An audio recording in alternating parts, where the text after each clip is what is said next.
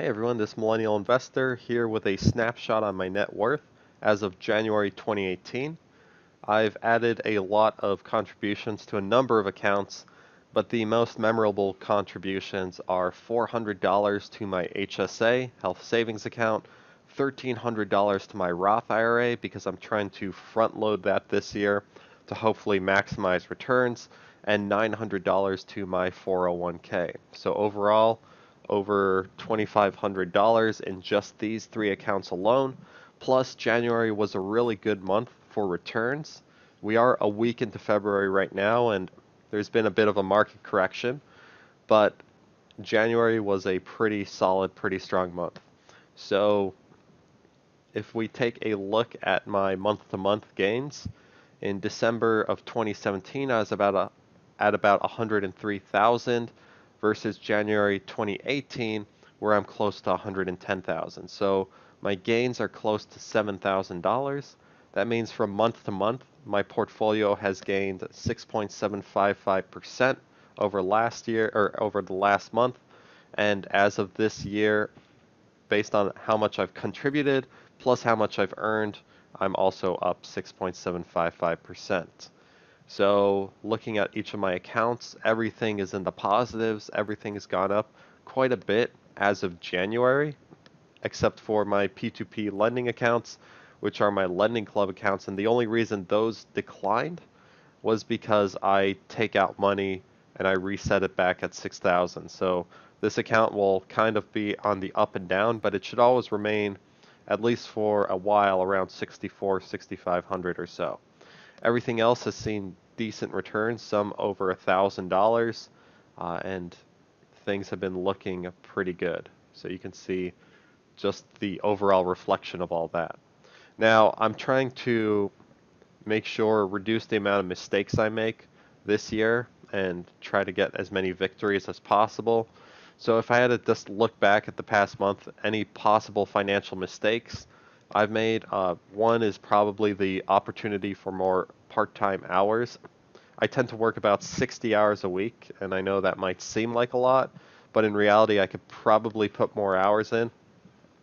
And the only reason I really haven't is because it's really cold outside. I live up north in the US, and because it is cold outside, and I mean like frigid sometimes, I tend to, if the work is optional, I tend to kind of not want to go outside. So it is out uh, in cold weather and whatnot. So I tend to prefer indoors whenever possible.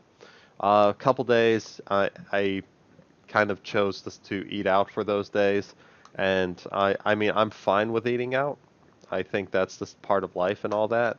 But it should be planned, or that's how I kind of see it. Like, oh, I'm out and about, so I need to eat something, not just like I don't feel like cooking today, so I'm just going to go out and eat something. So I think that's the wrong way of eating out versus the right way when you're with friends or something.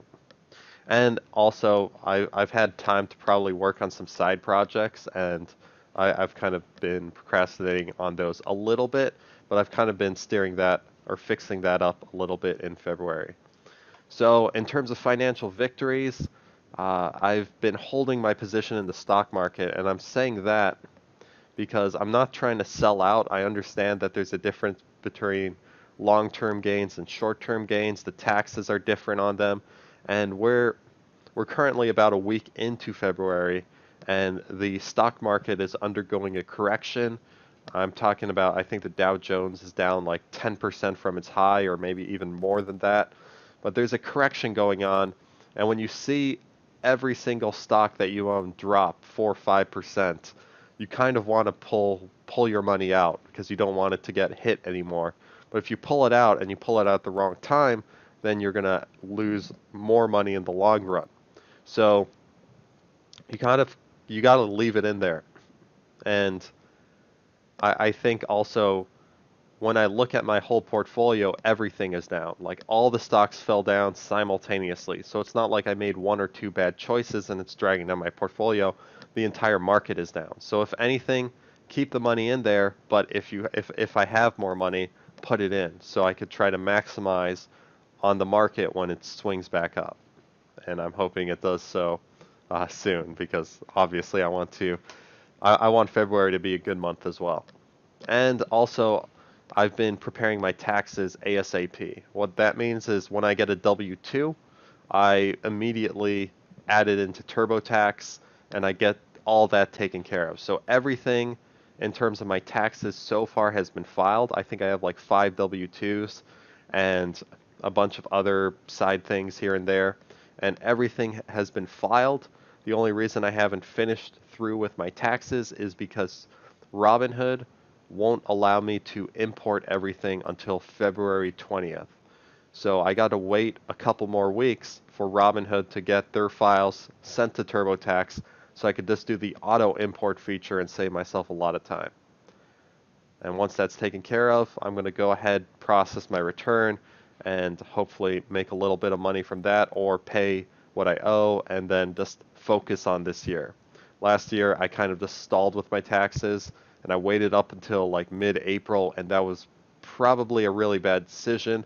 And had I just confronted the problem or my taxes early on, I would have probably saved myself some money.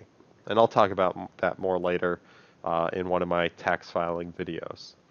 So, anyway, overall, month of January was really good.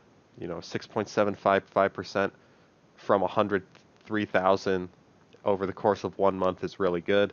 And even though I'm not expecting to see that kind of returns in February because of everything that's going on, I'm hoping that I could at least maintain where I'm at. So we'll see how that goes. Okay, hopefully that you found this video useful, and if you have any questions, feel free to let me know.